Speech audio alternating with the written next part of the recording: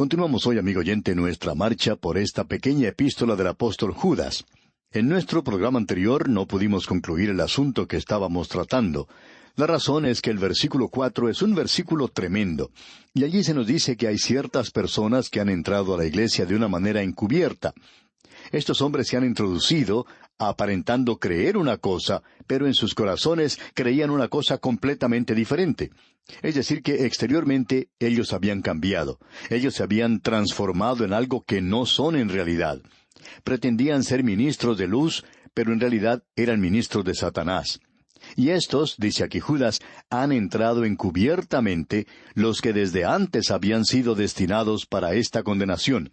Es decir, que ya se había escrito en cuanto a ellos antes. Ahora, en nuestro programa anterior, nos referimos a diversos pasajes de las Escrituras que indican eso y amplifican lo que hemos visto aquí. Y demuestran que otros escritores en las Escrituras habían mencionado esto también. Sin embargo, no creemos que hayamos mencionado en aquella ocasión lo que dijo Simón Pedro en su segunda epístola, capítulo 2, versículo 1. Allí leemos: «Pero hubo también falsos profetas entre el pueblo, como habrá entre vosotros falsos maestros, que introducirán encubiertamente herejías destructoras, y aún negarán al Señor que los rescató, atrayendo sobre sí mismos destrucción repentina». La prueba final, la prueba que es de fuego aquí, es la enseñanza en cuanto a la persona del Señor Jesucristo. Si esa persona niega la deidad de Cristo, entonces usted puede descartarlo inmediatamente. Y uno tiene que tener mucho cuidado en cuanto a este asunto de la deidad de Cristo, porque hay muchas facetas en las cuales ellos pueden negar la deidad y dar la impresión de que en realidad están creyendo en Él como el Salvador del mundo. Así es que tenemos que tener mucho cuidado en el presente.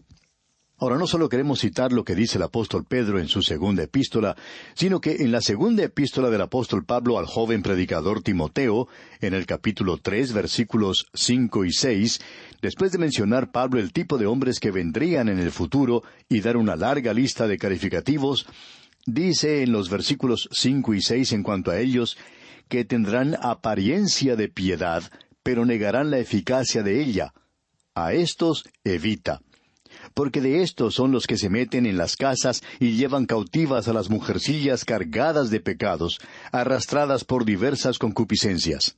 En nuestro programa anterior presentamos una advertencia y quizá nos hayamos creado ciertos problemas por lo que dijimos entonces. Y queremos expresar nuestra idea claramente.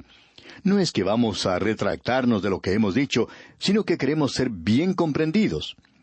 Creemos que uno de los grandes movimientos de nuestros días, y ha habido varios, que han tenido lugar fuera de la iglesia, es este tremendo movimiento de estudio de la palabra de Dios por las mujeres. En muchos lugares se están desarrollando en el presente clases de estudio bíblico para las mujeres, y le damos las gracias a Dios por eso. Pero lo que queremos señalar es lo siguiente, amigo oyente, que en toda la historia de la iglesia nunca ha habido una mujer que sea teóloga. Esto es algo muy extraño, por cierto. Sin embargo, debemos destacar que en la mayoría de las sectas que existen, los líderes son mujeres, y en algunos casos, los oradores también son mujeres. Y también es cierto que en muchos casos, ellas han ocupado una posición prominente en muchas de las herejías que han entrado a la iglesia. Queremos presentar esto de una manera muy clara. Y es nuestra impresión, y no queremos decir que somos una autoridad en este campo en particular, pero la mujer ha sido construida, por así decirlo, de una manera mucho más delicada que el hombre. Tiene una sensibilidad mucho más fina que el hombre. Tiene una percepción mucho más clara que el hombre. Uno puede ir a una reunión y cuando sale, la esposa ha notado cosas que uno no ha notado. Y es que ellas parecen tener cierta percepción que nosotros los varones no tenemos. Ahora, debido a esto, un instrumento fino se encuentra en peligro de ser desviado, llevado por un camino equivocado. Uno siempre tiene que tener más cuidado con el reloj de pulsera que con el motor de un automóvil, porque el reloj es un instrumento más fino, mucho más delicado que el motor del automóvil. Uno trata al automóvil bastante duro, por cierto, y opinamos que esa es la razón por la cual existe ese peligro que ha sido expresado por varios ministros de la Iglesia, de que esos movimientos femeninos se constituyen totalmente fuera de la Iglesia, y no cooperen con la Iglesia para nada, y funcionen completamente separados de la Iglesia. En primer lugar, creemos que eso demuestra el fracaso de la iglesia local, y el fracaso de la iglesia local ha provocado que se formen estos movimientos que tienen lugar fuera de ella, como el movimiento entre los jóvenes. También vemos esto en radio. Actuamos principalmente fuera de la iglesia local. Cuando es posible, tratamos de colaborar con la iglesia local y creemos que todos estos movimientos también deberían trabajar con la iglesia local. Si es una iglesia que tiene su base en la Biblia, una iglesia que cree en la Biblia, debemos trabajar junto con ellos. Así es que existe este serio peligro en el presente. De modo que esta es una advertencia que el apóstol Pablo está presentando. Existe un gran peligro de que estos falsos maestros entren por una puerta lateral, y creemos nosotros que cualquier movimiento que el Espíritu de Dios parezca estar bendiciendo en el presente necesita ser observado muy cuidadosamente, porque existe la posibilidad de que Satanás se meta por la puerta lateral. Y si usted cree que él se va a presentar como Satanás, pues usted está equivocado, amigo oyente. Sus ministros se presentan como ministros de luz, y debemos tener mucho cuidado con ellos. Nosotros presentamos esa advertencia continuamente por radio. Necesitamos tener cuidado con toda la gente que trabaja en radio. Usted quizá nos ha escuchado decir en ocasiones que uno debe investigar los programas radiales, debe conocer en cuanto a ellos antes de apoyarlos o de sustentarlos. Creemos que esto es algo muy importante. Y el apóstol Pablo dice en su epístola a los Gálatas, capítulo 2, versículo 4, «Y esto a pesar de los falsos hermanos introducidos a escondidas, que entraban para espiar nuestra libertad que tenemos en Cristo Jesús, para reducirnos a esclavitud». Amigo oyente, nosotros debemos proteger cada movimiento que consideremos una bendición en el presente. Esas organizaciones que están fuera de la iglesia pueden apartarse, pueden desviarse, porque están ministrando en realidad a aquellos que están esperando entrar por la puerta lateral. No van a entrar por la puerta principal. Creemos que es algo insensato cuidar la puerta principal porque ellos no están entrando o no están buscando entrar por allí, sino que están tratando de entrar por la puerta lateral. Y estos hombres se caracterizan por una cosa: son hombres impíos. Ellos dejan a Dios por fuera en sus propias vidas. Eso fue lo que sucedió con un hombre que enseñaba la Biblia, y un matrimonio fue a escucharle, y ellos tenían discernimiento espiritual. Y fue sorprendente que dijeran que habían ido a escuchar a ese hombre y que les causara una muy buena impresión, que era un maestro bíblico muy bueno y le consideraban destacado. Pero les molestaba, dijeron, el hecho de que ese hombre estaba teniendo una relación ilícita con una mujer que no era su esposa. Y esto estaba llevándose a cabo abiertamente, y cualquiera podía observarlo. Y esa pareja que informaba esto estaba dispuesta a tolerar esto. Amigo oyente, esto es algo que debemos reconocer. Estos hombres pueden estar enseñando la Biblia y pueden aparentar algo. Pero ¿qué podemos decir en cuanto a sus vidas? Eso es lo que es importante. ¿Está Dios en sus vidas? Los hombres impíos dejan a Dios de lado, lo dejan por fuera. Ellos no le están tomando a Él en consideración alguna. Ese es su carácter. Ellos hacen dos cosas: convierten en libertinaje la gracia de nuestro Dios, dice Judas. Y esa palabra libertinaje es una palabra muy importante. Usted se da cuenta que nosotros estamos prestándole mucha atención a ciertas palabras aquí, porque son de suma importancia y debemos estudiarlas. Esta palabra libertinaje también podría ser traducida como desenfreno. Tiene en sí el pensamiento de algo anárquico, sin leyes. Es una arrogancia que se demuestra haciendo lo que uno quiere, portarse como le plazca y aún ofendiendo las sensibilidades de los demás. Ese es el pensamiento que existe en esta palabra. Y Judas dice aquí que ellos convierten en libertinaje la gracia de nuestro Dios. O sea que ellos convierten en inmoralidad la gracia de nuestro Dios. Y Él ha advertido en cuanto a esto. Siempre existió este peligro. Veamos lo que nos dice el apóstol Pablo en su epístola a los Gálatas, capítulo 5, versículo 13 al respecto. Dice Pablo: «Porque vosotros, hermanos, a libertad fuisteis llamados. Solamente que no uséis la libertad como ocasión para la carne, sino servíos por amor los unos a los otros».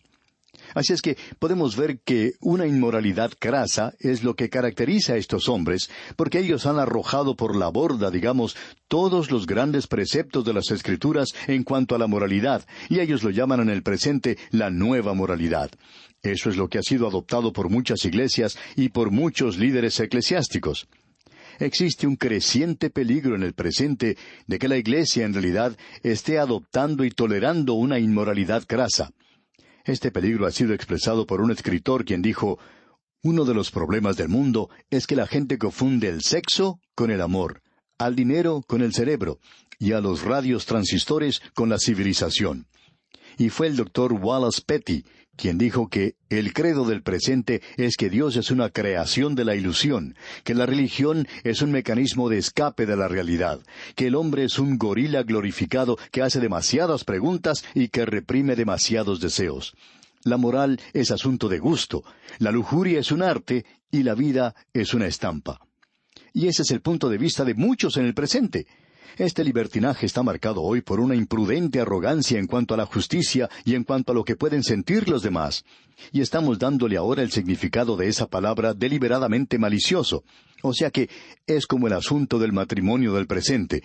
Hay algunos que dicen que no es algo esencial, que uno puede vivir con quien quiera vivir, dejando completamente de lado la moralidad, que es precisamente la base del hogar y de una nación.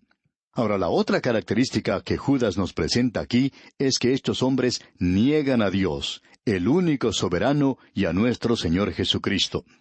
Así es que Él nos da, por tanto, 3 señales de un apóstata. En su carácter, estos apóstatas son hombres impíos. Por tanto, no son convertidos, dejan a Dios de lado. En segundo lugar, convierten en libertinaje la gracia de nuestro Dios. Eso es una inmoralidad patente, un pecado sin vergüenza. Ellos, en una manera arrogante y orgullosa, se burlan públicamente del pecado. En los días de Judas era el gnosticismo. El gnosticismo enseñaba que el cuerpo era esencialmente malo y que toda materia era mala, que solamente el espíritu era bueno. Y como resultado, no importaba lo que el hombre hiciera con su cuerpo. Así es que estaba libre para satisfacer todos los deseos del cuerpo. Eso era una perversión de la gracia, pero eso también se ha hecho presente hoy. Eso es lo que se conoce hoy como la nueva moralidad. Es un gnosticismo antiguo, tan antiguo como la primera herejía. Y la tercera señal es: y niegan a Dios, el único soberano, y a nuestro Señor Jesucristo. Eso, por supuesto, es una señal del anticristo. Juan, usted recordará, en su epístola los llamaba anticristos. Este es el espíritu del anticristo que niega que Jesucristo ha venido en carne, que Él es el Señor Jesucristo. Amigo oyente, estas son las cosas que son importantes de tener en cuenta. Debemos siempre tener delante de nosotros esto, y esta es la razón por la cual dedicamos tanto tiempo a este versículo. Ahora Judas nos dará 6 ejemplos de apostasía en el pasado, y quisiéramos hablar un poquito en cuanto a esta palabra apostasía.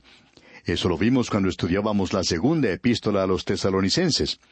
La palabra aphistemi, según el erudito Taller, quiere decir quitar, salir, retirarse, apartarse.